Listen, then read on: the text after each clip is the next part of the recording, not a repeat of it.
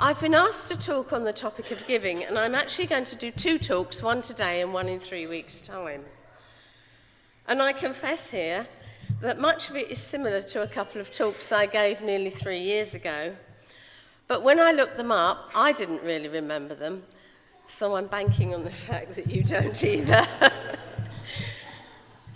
At the time, I called the talks Absurd Generosity, because what the Bible advocates about giving is often so generous that it seems quite absurd. So to start with, let me tell you about some absurd giving that I heard about recently. A couple of weeks ago, I received an email from Bishop Ishmael in Zimbabwe. I'd asked him about some specific things we could fundraise for the hospital, and that'll come up at another time. But what else he told me was this. He said, "Our country's economy has really ground to a halt. Simply put, Zimbabwe has run out of money. Going to a bank is now a nightmare. Yes, we're being encouraged to use plastic money in an economy where only 10% of the people are working." He then goes on to say, "We had our donors conference last Saturday.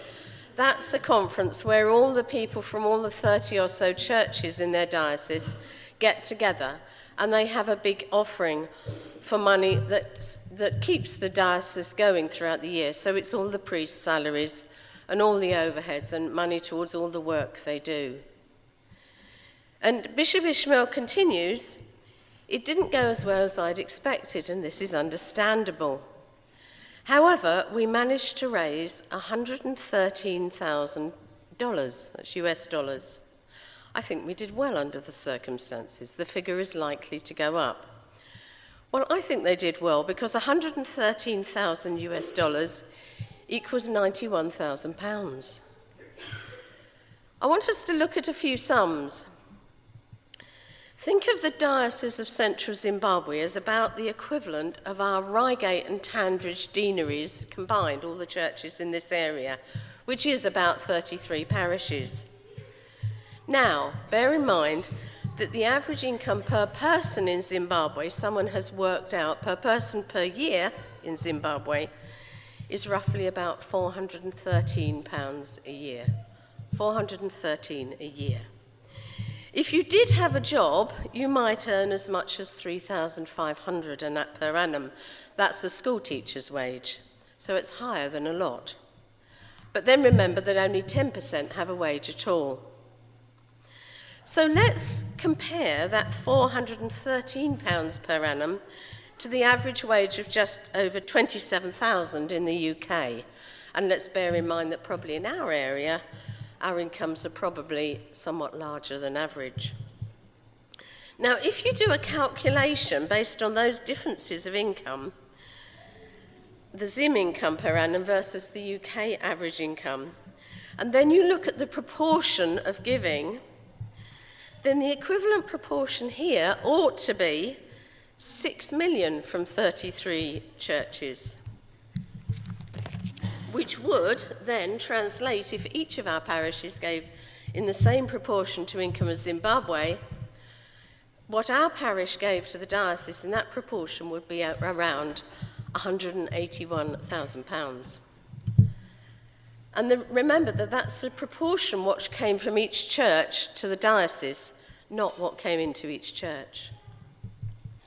And just to compare, our parish income last year before gift aid was £62,000. And that was higher than usual because we received a £10,000 legacy, and of that, £42,000 went to the diocese. So as you can see, we have a lot to learn. So what on earth is it that motivates the people of central Zimbabwe to give with such absurd generosity? When I went to Zim, particularly in 2007, I had a privilege of experiencing that generosity firsthand. At that time, Zim was one of the poorest nations of the earth, and I went to stay in a village out in the bush that was probably one of the poorest places in the poorest nation on earth. And I know that I've shown you this picture before, but I do love it. At the Sunday morning service there in St. Joseph's, in the little tin hut that served as a church, they had their normal offering, and I watched as people stuffed notes in.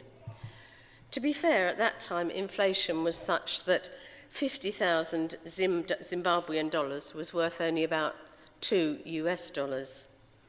So a note was worth very little, but on the other hand, you might think in that circumstance you might want to keep your money. Inflation got even worse after that, of course. This is one of my souvenirs. It's 100 trillion Zimbabwean dollar note, and I bought it for $5 US in Harare airport after they'd completely abolished the Zim currency. Anyway, back in 2007, after that first offering, later in the service, this old man came dancing up the aisle with his basket on his head, and people came dancing up after him and put money in the basket. And I didn't quite understand what was going on. It seemed like he just felt God to tell him to take up this offering. And others clearly seemed to feel that God was calling them too. It was, I discovered afterwards, because there'd been a conference for young people there that weekend. That's them in their conference hall under a tree. And he thought they'd been gathered from all over the region, and he thought they should just be given something for their travel expenses. And that was just one of very many ways that I saw these people's generosity. When I left after just a few days' stay, the people of that tiny community gave me about 20 gifts, many of which they'd made themselves, including the wooden crucifix, which we often keep in church down there. That's why it's so very special. When I asked the priest there, the Reverend Clever Bellini, good Christian name, isn't it, Clever? I asked him how on earth he and his wife and his 2 children survived, and he said he genuinely didn't know. At that time, the diocese couldn't afford to pay their priests anything like a living wage. Nevertheless, people turned up with food, chickens, maize, vegetables. They were given clothes, they were given money.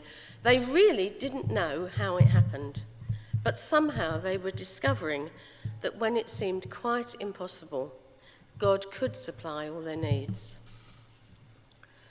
So the absurd generosity that I saw there, which was acted out quite as joyfully as their worship, sprung from this deep heart of thanksgiving, because what they'd learned is that you can't outgive God. In contrast, of course, I can't help feeling that our huge problem is simply how much we take for granted. Jesus commented on some rather absurd generosity in our gospel reading.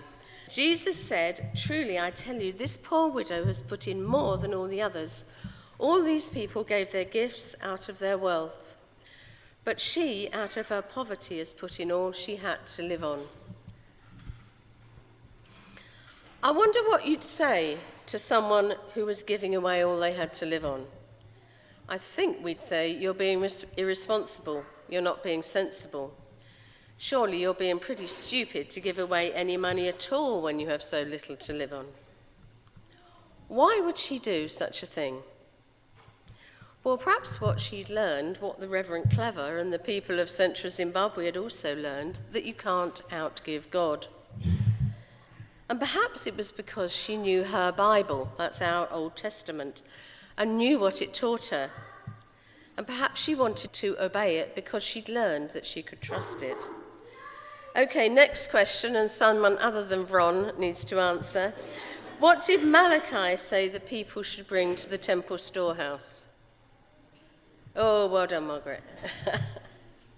All the tithes that were his by right. And that begs the question, of course, what's a tithe? What is a tithe? A tenth. Of your whole total earnings, I think. Yeah, thank you. A tenth of someone's income. Thank you very much. Which is why I was talking so much about proportions of income earlier and why it's so relevant. The idea of giving a tenth goes right back to the beginning of Jewish history, And you read about it in Leviticus chapter 27.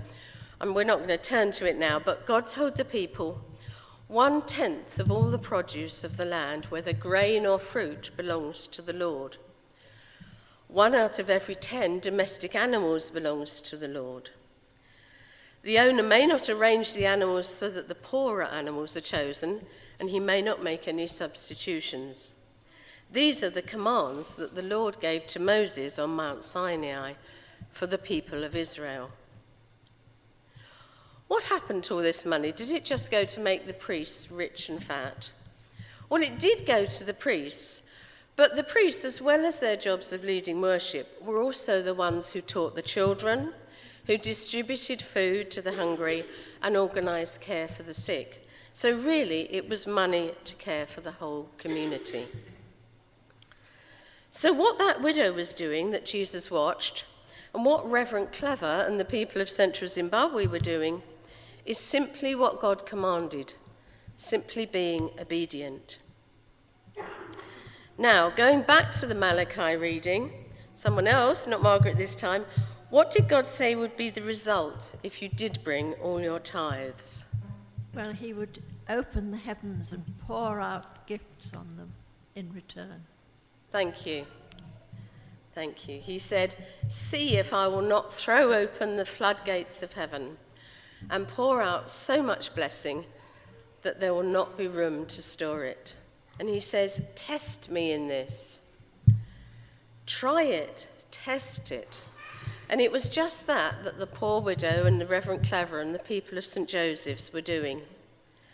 Try it, and you'll discover that it works. You can't outgive God. The more you give, the more he'll give to you. So here's the interesting thing. You don't have to be rich to be generous. In fact, as anyone who's ever collected Christian aid envelopes can attest, it's very often the poorer households that give more than the wealthier ones. So with that in mind, I'm going to end now with some words from the Apostle Paul. Paul said, "Remember this, whoever sows sparingly will reap sparingly. Whoever sows generously will also reap generously. Each of you should give what you've decided in your heart to give, not reluctantly or under compulsion, because God loves a cheerful giver. And God is able to bless you abundantly, so that in all things, at all times, having all that you need, you will abound in every good work." Now, in 3 weeks' time, I'm going to come back to that passage, specifically to think through what we might decide in our hearts to give, and why and where we might decide to give it. Meanwhile, remember this. Whoever sows generously will also reap generously. We can't outgive God. Remember too that God loves a cheerful giver. Joyful generosity stems from deep gratitude, and we have so much to be cheerful about. Our biggest problem is probably that we take so much for granted. God is able to bless you abundantly. We don't need to be rich to be generous, but we do need to be generous to be rich.